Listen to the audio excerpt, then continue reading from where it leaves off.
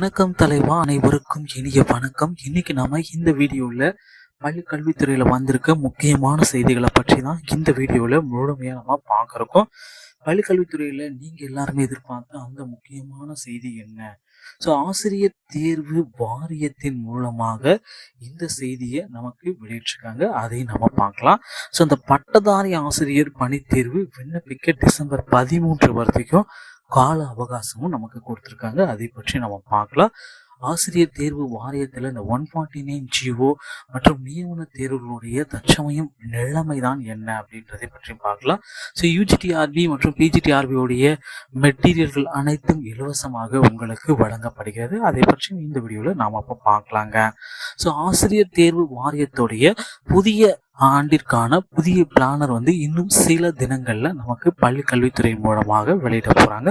So இப்பொழுதுக்கு பார்த்தீங்கன்னா ஆசிரியர் தேர்வு வாரியங்கள் மூலமாக காலி பணியிடங்கள் கிட்டத்தட்ட 25,000க்கும் மேற்பட்ட ஆசிரியர்கள்.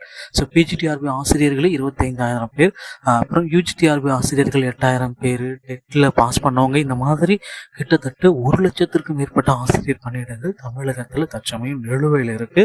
ஸோ அதை விரைவில் இதற்குண்டான புதிய நோட்டிஃபிகேஷன் எல்லாமே வெளியிட போறாங்க. ஸோ பட்டதாரி ஆசிரியர் பணித்தேர்வு விண்ணப்பிக்க டிசம்பர் 13 வரை அவகாசங்கள் வழங்கப்பட்டிருக்குங்க. ஸோ மிக்ஜாம் புயலால் பாதிப்பு ஏற்பட்டுள்ள நிலையில் பட்டதாரி ஆசிரியர் பணியிடங்களுக்கான போட்டித் தேர்வு விண்ணப்பிக்கும் கால அவகாசம் டிசம்பர் 13 வரை நீட்டிக்கப்பட்டுள்ளது. ஆசிரியர் தேர்வு வாரியம் புதன்கிழமை வெளியிட்டுள்ள செய்திக்குறிப்பு. ஆல்ரெடி புதன்கிழமை இதற்குண்டான அப்டேட் கொடுத்திருக்காங்க. தமிழகத்தில் பட்டதாரி ஆசிரியர்கள் மற்றும் வட்டார வள பயிற்சி நிலைய காலி பணியிடங்களுக்கான போட்டித் தேர்வு வரும் ஜனவரி 7ஆம் தேதி நடைபெறவுள்ளது. மொத்தம் 2,582 காலி பணியிடங்களுக்காக நடைபெறும் தேர்வுக்கு டெட் தேர்ச்சி பெற்ற ஆசிரியர் பட்டதாரிகள் நவம்பர் 1 முதல் டிசம்பர் 7 வரை இணையவழியில் விண்ணப்பிக்க கால அவகாசம் வழங்கப்பட்டிருக்குங்க. இந்த நிலையில் மிக்ஜாம் புயல் தாக்கம் மற்றும் உயர்நீதிமன்ற அறிவுறுத்தலின்படி விண்ணப்பங்களை பதிவு செய்ய டிசம்பர் 13 வரை நீட்டிப்பு செய்யப்பட்டிருக்குங்க. மேலும் விண்ணப்பங்களில் ஏதேனும் திருத்தம் இருந்தால் டிசம்பர் 14 மற்றும் 15 தேதிகளில் டிஆர்பியோட இணையதளத்தில் சென்று நீங்க மாத்திக்கலாம் அப்படின்றதையும் குறிப்பிட்டு சொல்லியிருக்காங்க.